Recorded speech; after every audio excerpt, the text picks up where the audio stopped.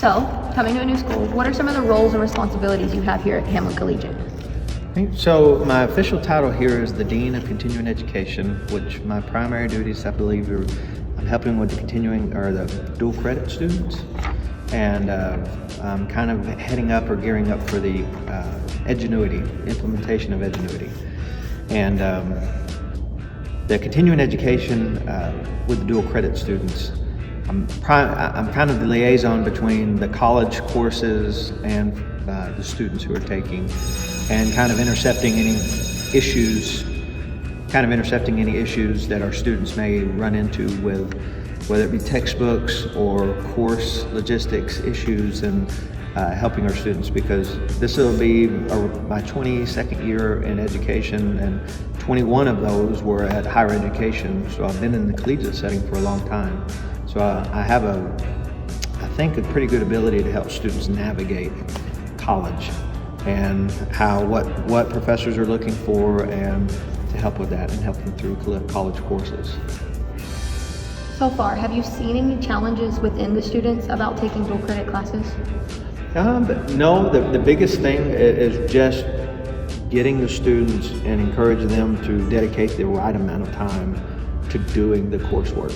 Budgeting the right amount of time and actually sitting down and actually doing the coursework really requires scheduling and dedication to that course for a specific amount of time each day and each week for that class. And so that's probably been the biggest issue. I really encourage students to spend some time in the material and do it, even though it may not be your favorite subject, but it is a process that you need to learn to go through and be a part of. I take dual credit classes, and from the moment I get home from cheer practice, athletics, in general, anything, until I hit my bed, I'm doing college work, reading my textbooks, doing the notes, finding the vocabulary, and I don't have UN class. So that's one of the downsides to my high school career. Well, let everybody else hear out there, just because you don't have Dr. Reed in a class, my door is always open, and they're always welcome to come down to this end of the hallway and come get help.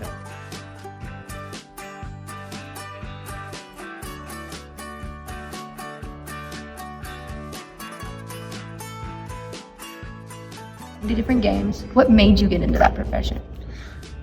So I'm the only one in my family that isn't in law enforcement, and this is kind of my homage to my brother and my dad and my sister and them through.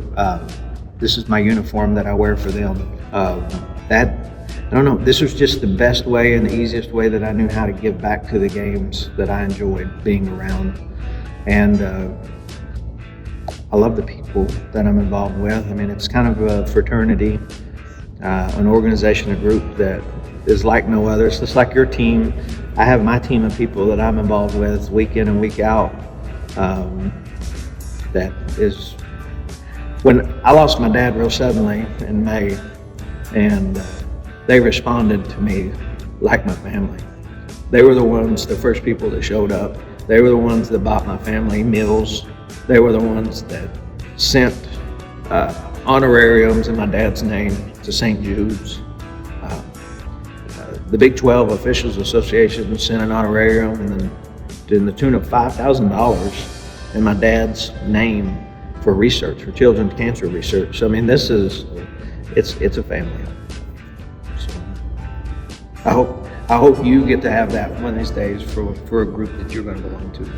I've seen it in many people. My dad, he works at CRSD Cargill in Abilene. Okay. And that's what happened when he lost his mom. Everybody surrounded him, bought us meals. That's how our town was. True. It's just, we're a big family here in little Hamlin, America. And that's what community belongs to. You know, the Bible talks about with us all the time about faith and love and treating our neighbor and how we're supposed to treat our neighbor. And that's, community is a big part of that. And it's crazy how we don't have to talk about that, but we get to experience that. One of the questions I ask my kid every single day, my kids, I have a son and a daughter, is, have you seen Jesus today? And that is one of the things that comes up each and every day, is something that interacts with community. So, you mentioned you have a son and a daughter. Mm-hmm. How's your family life like? Well, good. they are all in it right now. We do a little bit of everything. We're an outdoor family, and I have an amazing wife, Corey. She teaches at Hardin Simmons. She's the department head of the Kinesiology, Health and Recreation Department, and she's been there. This is her 17th year, I believe, and she's kind of the rock star of our family, and so super mom. And then we have my 9-year-old son is Cade, and my 7-year-old daughter is Fallon. And mom is at the heartbeat of all of that, because in the fall I'm going nonstop, and so I give her all the credit, because she is our foundation. That's how my mom is. My dad travels for work every day. My mom is just go, go, go. My mom is the heart of our family, and still manages to pull it all together at the end of the month. So, what do you think about our fitness center? Oh my gosh, when I was still well and could work out in it, it was my favorite thing to do. I love how they had the different machines, and you could work your full body circuit in one little 30-minute workout. Yeah, I'm excited about the beginning of it, and this is our early phases of it, and this equipment is very hardy and sturdy, and will last a long time. We still have brand new weights that are coming, the polyurethane weights that'll be on it, and that'll be nice. And we're going to get some new bars, Olympic bars, that'll be on them. But these are really, really heavy duty benches. They're good deadlift pads. So these are really, really nice setups. The rest of the space will eventually have turf in here. I think, I know we've talked about softball and baseball having hitting and batting practices in here, and being able to do throwing drills in here in long spaces. I know football has talked about being able to have sleds in here and being able to do power sled drills in here, as well as, lightning and rain days. Not really going to be able to throw in here, but they can run an offensive set in here and be able to run and do walk through and be able to do formations over here on this bigger side. We got some logistics to work through, power and air and things like that we're trying to get worked out. When I got word that they were doing this, I was so happy that my coach even said they might put up some batting cages, because the ones over at the softball field, there's holes in the nets, and so you'll hit the ball and it'll go through there and you'll have to chase after it. And those make for long practices, because our girls, we have a lot of power in our program, so these balls go very, very far. And this would also help when it's rainy and cold during the spring, and we can have our practices in here. Well, that's the good thing about indoors, is the weather is always nice in here, and we should be able to get a good setup in here where we'll have a functional training, and we're hoping to be able to get a side-by-side cage so the coach will be able to be in between and actually see two sets of hitters going at the same time. But I think that we still have a couple of pieces of weight equipment to come in that'll service some of our lower legs, lower bodies, like the glute ham machines. But for the most part, all of the weight equipment is in. I know we want to try and get some rope and suspension equipment, and then the turf.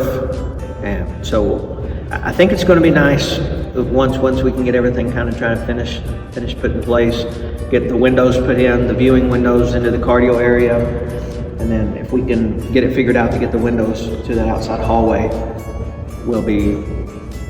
it will look good if we can do that.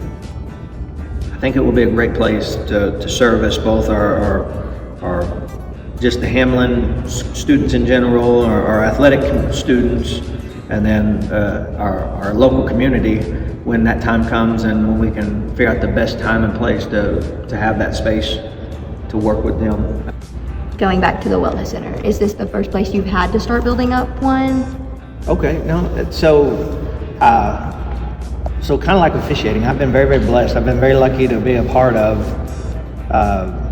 a few rec facilities, and whether it be renovations or new facilities. Going all the way back into the early 2000s at Angelo State, we built a brand new rec facility there. And then at Texas A&M, I was a part of our 345,000 square foot renovation for the new rec facility there. And then I went to work at Texas A&M Commerce, and we built the Morris Rec facility. on a student referendum, and that was a brand new, completely new facility, replaced a facility called the old Zeppa Center. And then I came to Hardin Simmons, and so we built the new around 45,000 square foot Fletcher Fitness Center there, and that just got completed in the end of 18, beginning of 19, and I opened that and finished that, and then left Hardin Simmons in May of 20, and then now I'm over here. Sounds like you have plenty of experience building a brick center. So I've done a few rec facilities and fitness equipment, and so I enjoy the process of getting them open and making them functional for students, and servicing and getting that opportunity to service students. Well, thank you for giving me and the community of Hamlin moments of your time. I enjoyed this. Look forward to being here, and go Packers.